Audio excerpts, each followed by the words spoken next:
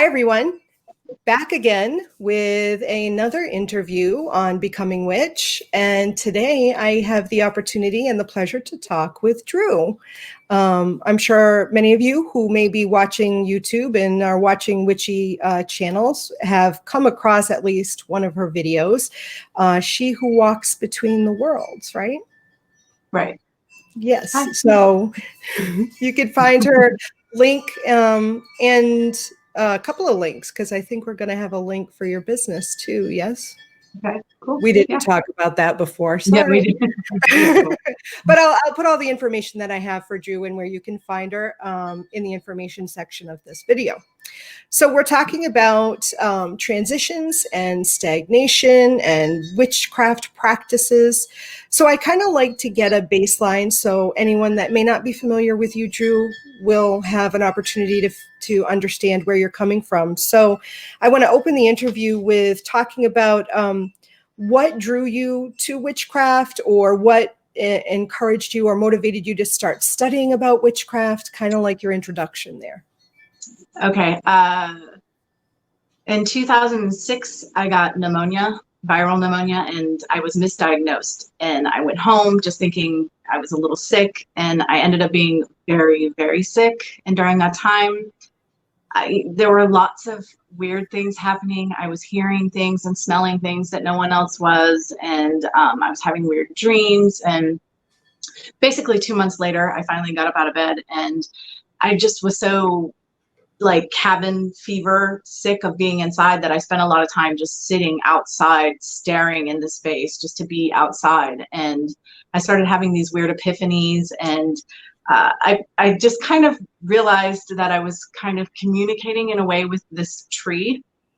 And I started to question my sanity. And fortunately, my husband came across some material. He brought home witches' date books, old witches' date books from a local flea mall. And there was a little blurb in there about shamanism, and something really resonated, and we got more information about that. And that helped me accept what was happening to me and explained to me what was happening to me. But other things led me to a shop. And at that shop, is kind of how I came into witchcraft, because I kept getting this message I needed to do a ritual, and I didn't really know anything about that. But through this shop and this wonderful witch, I learned about that. We became friends. I began working at the shop, and witchcraft just fit so perfectly with everything else that I was experiencing and that was going on, that it just sort of naturally evolved a practice. So did you have any sort of spirituality prior to this communication with the tree? I remember being very young and knowing that there was something. My family was not religious. I wasn't raised in a church at all. I lived with my grandparents one summer, and I had to attend church with her. Like, I was exposed and through friends, but I was not religious, though I did feel, I always knew with every fiber of my being that there was something that you could call God, right? And I do, in my late teens and in my early 20s, I felt a very strong calling, to the point that I would literally cry, and I would feel like, again, I would feel like I was going crazy, because I knew I was supposed to be doing something that I wasn't doing, but I didn't know what that was. I was always very drawn to like occult stuff, though, like, you know, talking to ghosts and psychic abilities, and, you know, maybe new agey kind of stuff too. I was always very drawn, but I wouldn't say that I had no established spirituality, right, as it was. Right. Yeah. I love the tree. Do you know what kind of tree it was? She was just a pine tree, but she is the biggest pine tree I've ever seen. Like, normally here, pine trees get really tall and they're very skinny. Like, it would take 3 people to wrap their arms around the trunk of this tree. Wow. She's humongous. I call her Sister Pine. Sister Pine. I had a willow tree in the backyard when I was little that I used to sit underneath and play with, kind of. Yeah. You know? Yeah. Special. They're amazing. Yeah. They are, aren't they? Yeah. So 2006, you said, was this first sort of. Was when it was December of 2006, and it was around February of 2007 when I came out of the illness, and probably March, maybe April, I was into the shop looking for stuff, and I did my first ritual, and it was just off the cuff.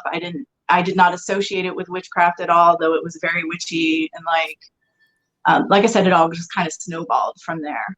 Right. So when did you, or have you ever, I'm assuming you have, adopt the label or the identity as witch?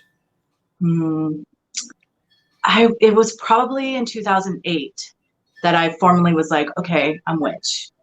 Okay. Because I didn't really know, I wasn't very comfortable. I didn't know what to call myself for a long time. And like, the way I look at it is I'm practicing witchcraft one way or the other. I am. So, and it resonated, and it's something that I feel very passionate about, you know, and that like fuels me somehow, you know. So yeah, I just adopted the title then. It does fuel us, doesn't it? So how would you, if someone were to like look at what you were practicing, you know, in the early stages, you know, hindsight being 2020, what sort of type of witchcraft were you practicing? Would you sort of, I mean, because, you know, some of us practice very much, you know, green witchery. We're all about the herbs and the gardening. And some of us maybe are very just spirit based. We're just dealing with spirits or maybe saints or angels or whatever. Some of us may be very ceremonial. I mean, what type of, or what sort of, or how would you? I mean, I guess eclectic is going to be the best. Eclectic, yeah. It probably, just because, okay, there were angels. There were lots of angels, what I refer to as angels. There was a lot of stuff going on with the Fae. I did work with herbs, but I wasn't like, now I grow as much as I can. Right. Like in the beginning, I wasn't growing any of my own herbs, or there was a lot of candle magic, which is still something I adore. So I don't, yeah, it was all very sort of instinctual. It was like, I was learning a lot because I was in, like I said, I worked in a witchy shop, and I just was a sponge, sucking in everything I could. But typically it was just naturally evolving and coming out as it was. And I don't think I think my practice is a lot like it was in the beginning in some ways. Like I've never used other people's spells, or if I did, it was just as like an influence, like, oh, that's cool, I'll take that piece. And so I guess it's still very sort of eclectic. I don't like that term though, because I think people make their own assumptions about these labels and what they think. So no, I just identify as witch. But, so I guess then I know it's very difficult when you do, or we or I or pull and do a lot of different types of magic to have a label on it. But could you maybe walk us through what maybe a typical day in your magical practice might be? And I know that, I mean, as typical as you can get when you're a very spontaneous or intuitive or instinctual witch. You know, was there any sort of thing you did every day? Was there any sort of daily practice type / ritualistic thing that you did, or was it just? In the beginning of my practice, okay, I would describe my path as shamanic, and particularly toward the beginning. So like I was constantly using crystals to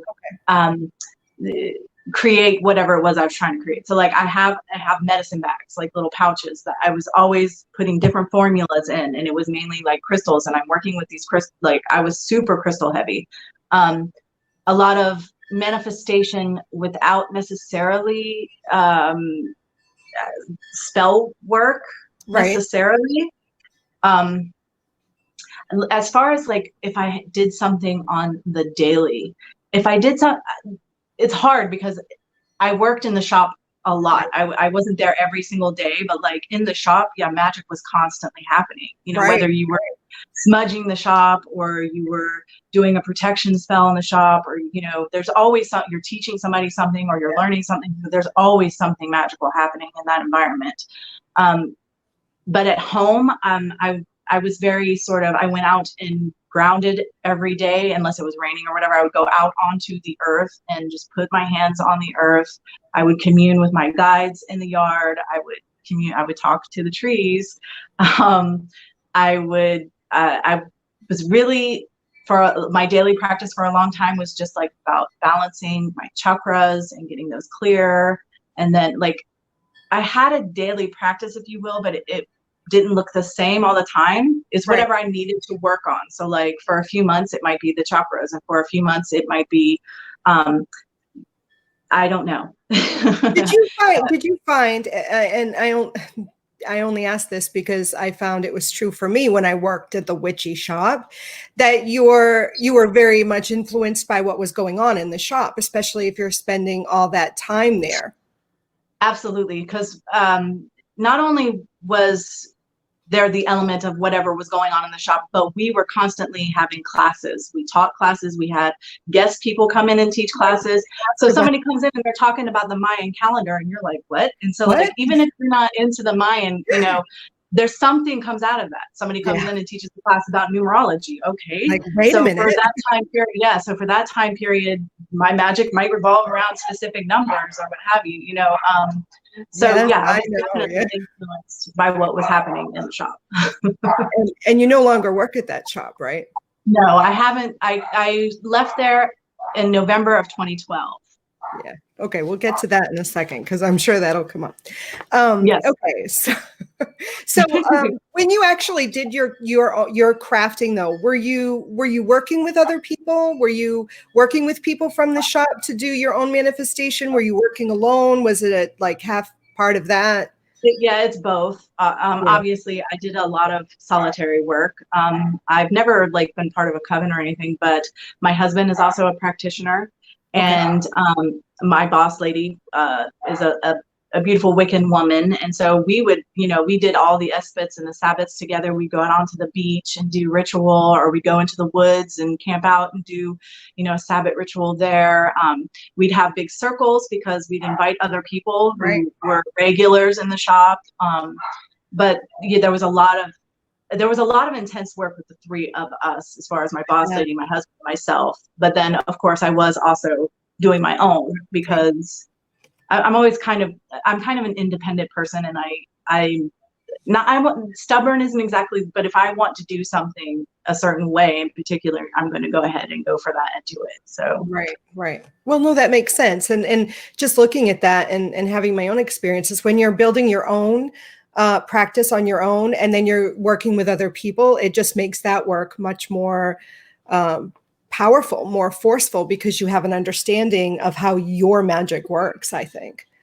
So the transition that I know we talked a little bit that I'm sure you've had more than one transition in your practice, but let's focus on one, and you can pick whichever transition that you want to talk about.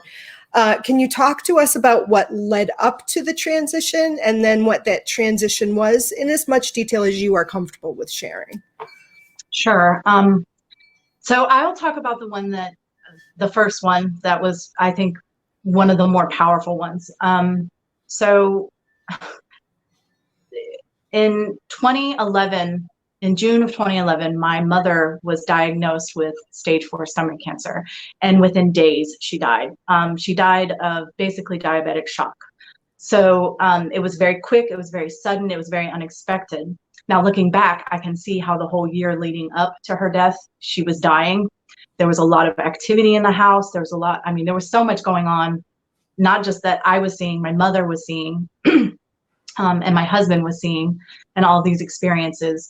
But her death, see, right before her death, I was in what I would call my spiritual renaissance. I was at the shop. I have this, when I look at my life, I can see how I travel through the chakras and how different stages of my life fit into the chakras. And like, I was in my crown and I was so connected and I was so like, everything was just juicy and beautiful. And then she died. It's that sudden death of somebody so dear to me, and it just shut me down completely. Now, I've never been disconnected, but I was withdrawn, and I was in pain, I was in agony, I was angry, I was hurting, and I was just really disillusioned and hurt. And that I left the shop just over a year after her death. That changed a lot of things. We bought our first home and we moved in, and there was just all of these changes and transitions. And while I was still doing shamanic journey, and I was still trying to maintain some practice and some sense of normality, I was hardly doing any witchcraft at all, like at all. I was very disconnected from it. I rarely did a spell. And I was just, I mean, you know, there's the grief and all of that, but I was just extremely withdrawn and just out of, I wasn't in my groove at all. Right. And I still had lovely, wonderful, witchy people around me who were encouraging me and being there for me. And I was still a very spiritually minded person and still having deep thoughts and contemplations and, you know, epiphanies and whatnot. But I just was holding part of myself back.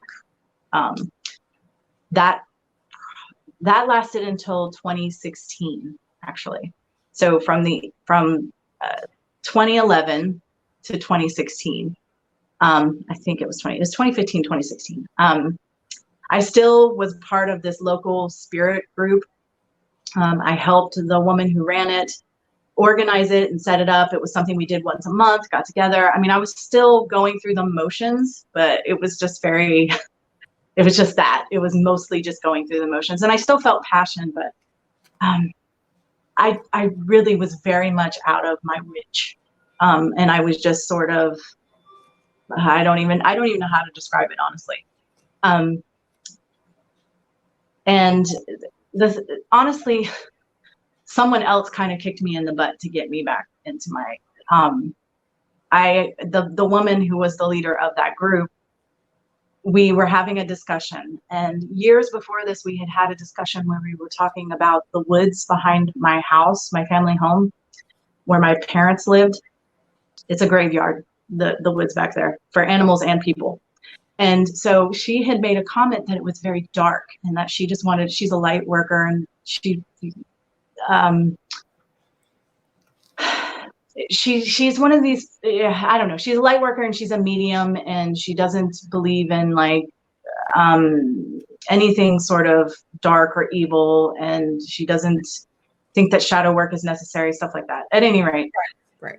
We had gotten into this sort of tiff about it because she said she wanted to shoot the woods behind my house with love and pink light and brighten it up. And I was like, no, it's supposed to be that way. Like darkness, there's a reason for darkness sometimes. And like darkness can be very beautiful, and that's a place of death. And she didn't like it. And we ended up having a little bit of a falling out. So we made up years later, same sort of thing. Ended up expressing how I truly feel about darkness and about dark things that might not feel pleasant, but have their purpose and whatever. And she ended up unfriending me. I mean, like, I haven't spoken to her since. She doesn't speak to me anymore. And like, she couldn't handle, like, I had always repressed that after that first argument. I had held that back because I knew she couldn't handle it. And when I felt like I finally was just like, look, this is me. And she couldn't handle it. And I felt really, I was devastated, honestly, because I lost a couple. There was like a few of them, friends, who I lost as a result of this one interaction. And spiritual friends at that. And like, those are the only kind of friends I really make. It was very devastating. At any rate, one day I just realized, why was I pretending? Why was I holding pieces of myself back to make her comfortable? Like, if somebody else can't accept me, they're not worthy of me. And I don't know. It's like I found myself again. It's like part of me had been missing, and that was a catalyst for me to look at who I really am. And I mean, I started doing magic and ritual like the next day, and like was back, I mean, full on witchier than I'd ever been before. And it felt amazing. And I mean, I'm grateful for the whole experience, but like, I feel like when my mother died, I lost a part of myself. Like I suppressed it for whatever reason. It was just pain and whatever. But then I couldn't find it. And thankfully someone hurt me in a way that helped, that made me look at myself again and really remember who I was. And so I was able to get back into my groove again. I find that so interesting because I'm listening and I'm like, well, like, it's like your darkness kind of like brought you back into the light, right? Yeah. I mean, for real, it's like, and I totally, I understand what you mean by light workers. Not all light workers are like that, but I have met a lot of light workers. Or if you work in a shop, you met a lot of people who identify as light workers. Yes. Yes. I don't think you can work in a witchy shop and not encounter that. But a light worker comes to you and the darkness releases you. I love that. I love the whole feel of that. And that, isn't that exactly what, I mean, that's what it is. That, oh my God, it is, right? It's just amazing. Yeah, I would have been offended if she wanted to rainbow my backyard too. It's a graveyard. Like, it's not, I know, right? The darkness there is beautiful. It's not scary. It's not bad. It's supposed to feel that way. It's supposed to feel heavy. You know what I mean? Like, right. Yeah. It's not a water park. Right. I mean, it's the whole idea of facing mortality. Yeah. If we as witch or spiritual being cannot face the end of our mortality, then self-reflection, shadow working needs to be happening there. Shadow working. Right. And that's not to say, I mean, my point, because to me, it didn't feel bad at all. It just felt dark. It just felt like, okay, that's a place of death. And that's a very beautiful thing. But to her, it felt gross and bad. You know, it didn't feel good. And I'm like, well, that's your problem. It's not supposed to. Part of me too is like it's that bittersweetness. It's that sorrow in the joy. It's the two polarities coming together. I mean, the darkness is scary, yes, but it's supposed to be scary. And if you're not scared, then maybe maybe you're not really in touch with your mortality, because the ego, the physicality knows it's going to end. So that is scary if you're completely aware of yourself. I don't know. But again, that's another topic, right? We're finding all these topics. So that's what led to your transition. And that actually you talked about what sparked you to get back into your practice. So that was what in the timeline of Drew. How long ago was that? 5 years ago, you said? Well, yeah, it was 2016 was probably when I got back into my practice full running. So about 4 years ago. So when what type, you're still eclectic, I'm assuming, right? Yeah, I would, well, okay. So do you want me to go into what's happening now? What do you practice now? Yeah. Okay. Well, it's kind of in flux. It's in a weird place because, I mean, my instinctual, intuitive magic is sort of eclectic, right? So when I have to get down and dirty real quick, that's what I'm going to do. But there have been things that have been added because Osset came into my life last year, and her influence has greatly, you know, I do chanting when I do I never did that before. The number 7 has become sacred. It's important. And so that comes into play a lot. I have a daily devotional practice. I've never had anything like that before.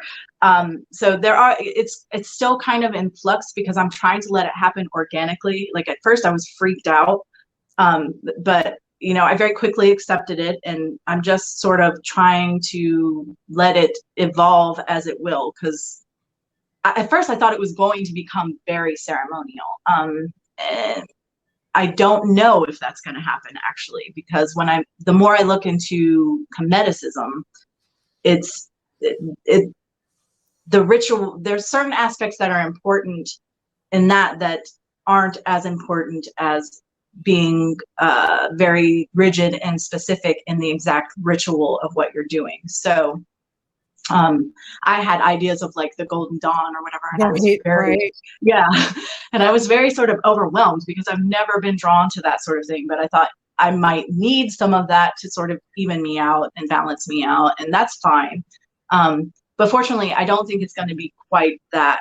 It's not going to be that. It's going to be what I make of it, essentially.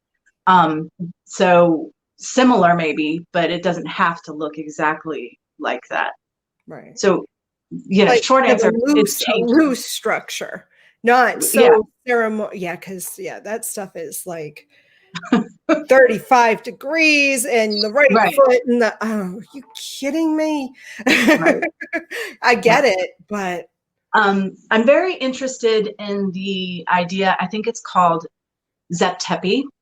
So basically, what it is you in Egyptian magic and like ancient Egypt, the magicians would look at the mythology and they would create their spells around the mythology. So, for instance, if I wanted to do a healing spell, there is a story in Aset's mythology about 7 scorpions stinging a child and her naming them and commanding the venom out of the child. Like I could use that myth to create a spell. Like that's more where I am taking it than looking at trying to make some specific rituals that, I mean, I do, again, like I try to look at how the ancient Egyptians bless their oil. That's how I bless my oil now, and like stuff like that, which again, this is all very foreign to me because normally when I made an oil before, I would just sort of charge it with my energy.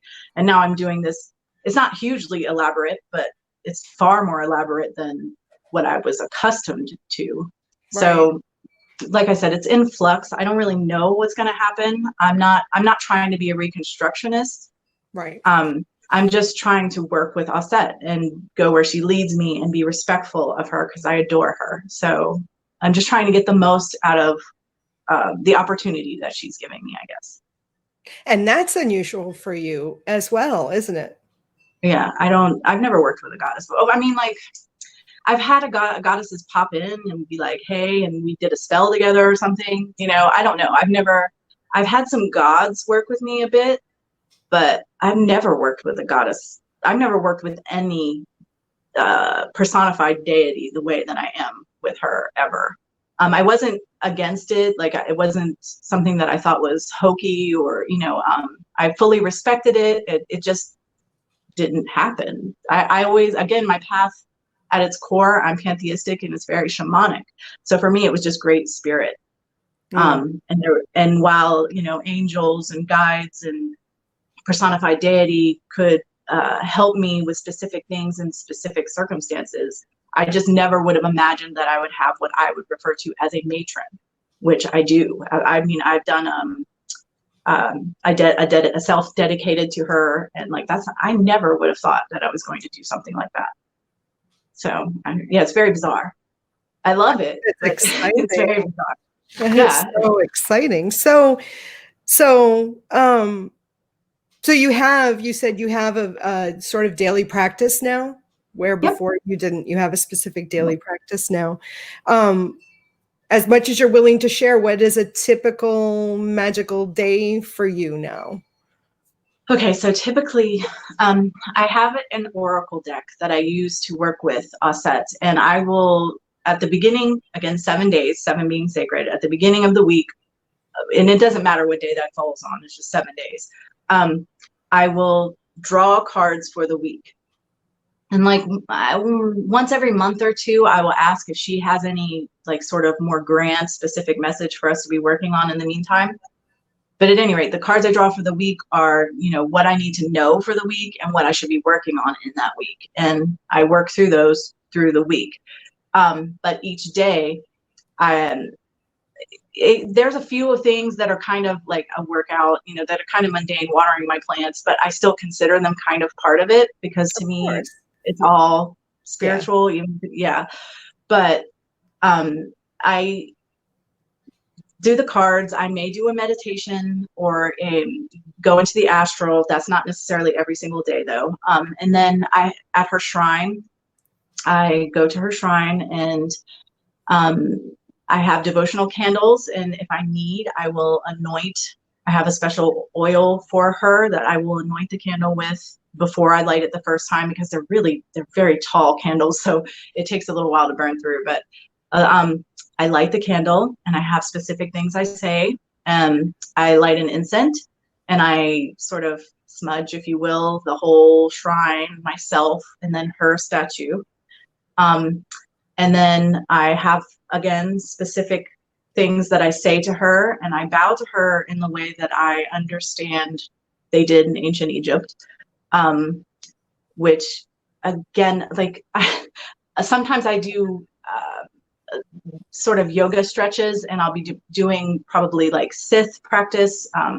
It's a clearing exercise while I do that. And one day I was doing that, and I was like, I worship Aset. And to me, that was the most bizarre thing in the world, because I've never worshiped anything before. But I wasn't offended by it, because I used to find that word, like, it made me very uncomfortable. But as soon as I said it, as I was stretching, I was just like, I worship Aset. And I was just like, oh my God, I worship Aset. And like, it was fine. But yeah, so that's like again, there are bits and pieces that sort of change from day to day, but there is a sort of structure, and definitely my devotional to her, where I come to her and speak to her, is the same every day. Oh, that warms my heart. That's so, oh my gosh. Anyway, so clearly, I mean, you've gone, as we said, you've gone through a few different transitions and are transitioning at this point. What, from your experiences, what advice might you give another witch that might be going through similar transitions? Okay.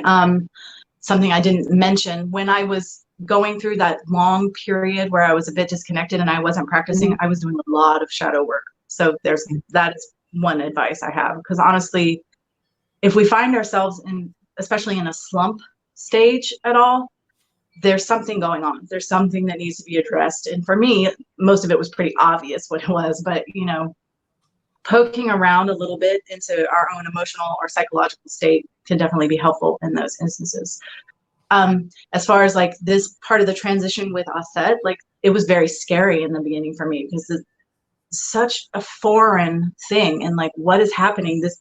This is completely opposite of what my path had been for 13 years, or 12, 13 years, and practice had looked like. And I was still, during that slump, I was still trying to cling to the old, like, to doing the shamanic journey. I don't do that anymore. I mean, I love shamanic, but now I do like astral travel. It's our work. I don't know what you want to call it. To me, it's very different. It's similar, but it's not the same.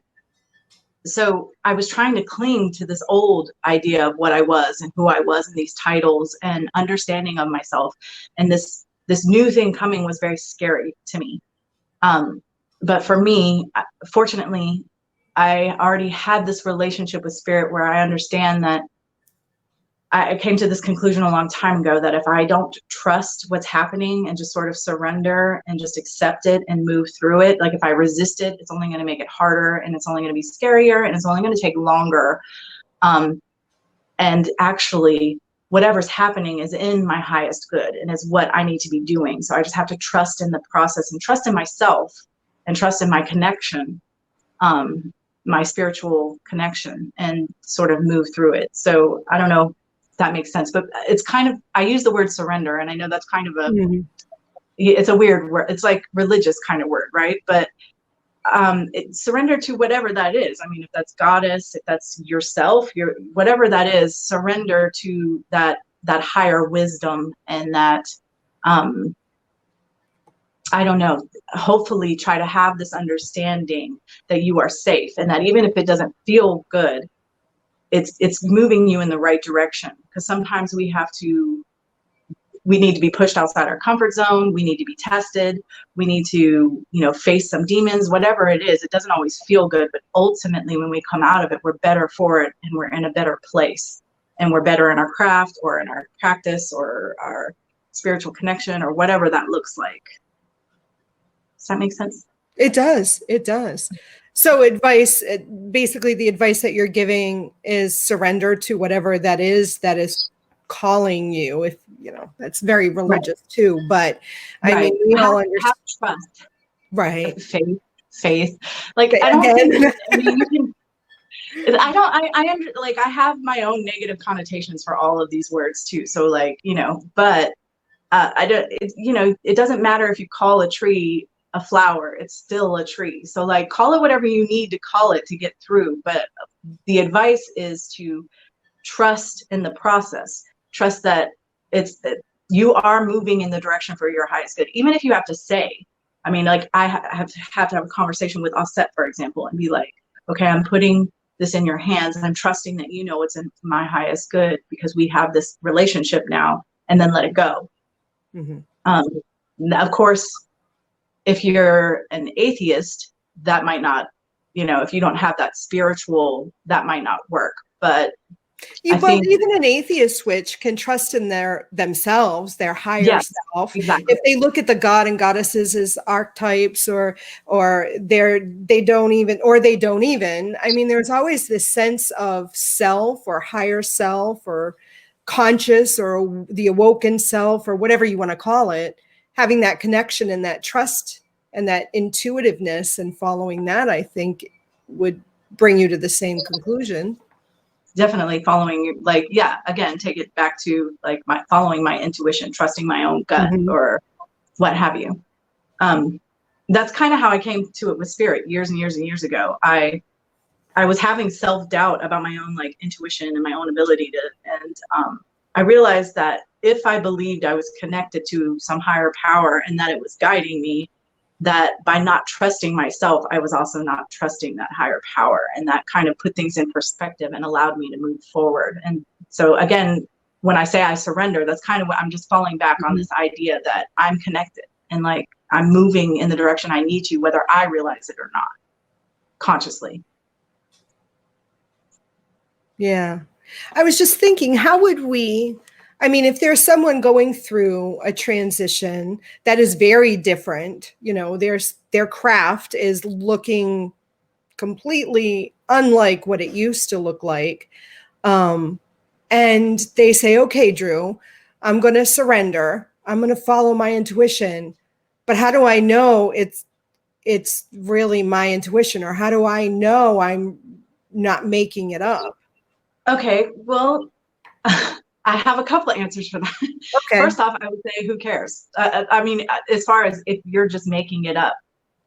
For me, like I have an atheist child, and they're like, it's not true, it's all BS. I'm like, who cares if it's BS? It makes my life better, right? I feel good. I'm a better person because of it. So what does it matter? So I would say the same thing in your craft. If like, I don't know, I'm putting a spell together and I'm putting in components and I'm like, this don't feel right. And I add some more. Like, I don't know, I don't know that that's the right, but it feels right. It feels good. It feels powerful. I would say that for me is the answer. Like, if whatever you're doing doesn't feel right, then try something else. If like when you're doing it, you just get this, and it just settles through you and you feel the power, you feel that it is on point. It doesn't matter if anybody else in the world agrees with you or understands it. That's your magic and you're making it, and it needs to resonate with you. The same with intuition.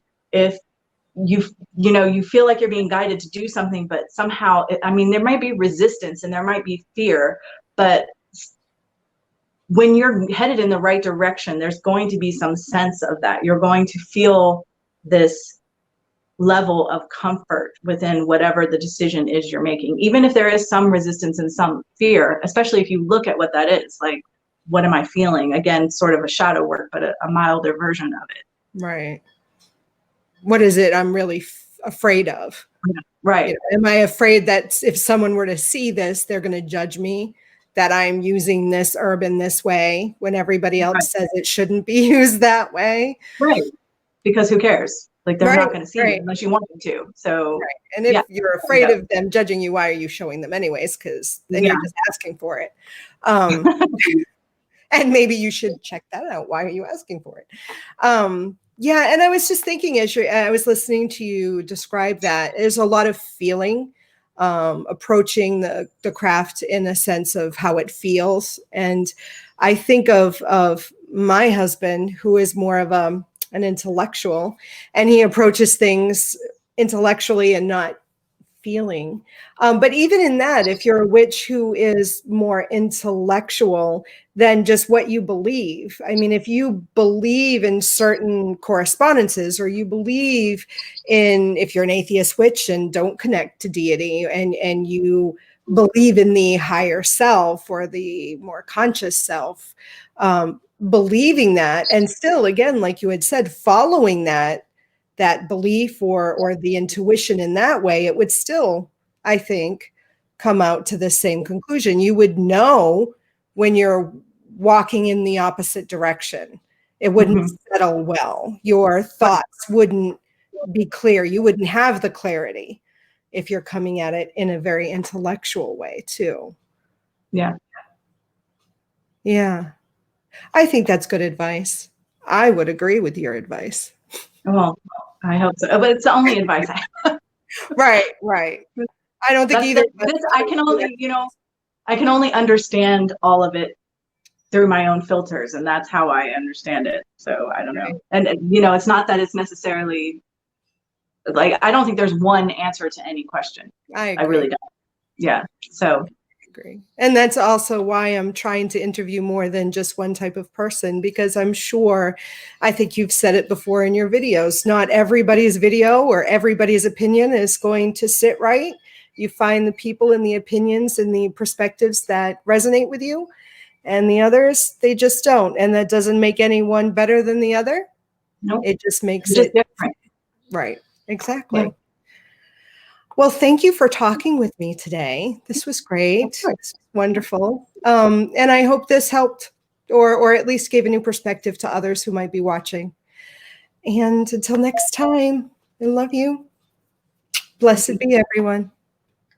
Bye.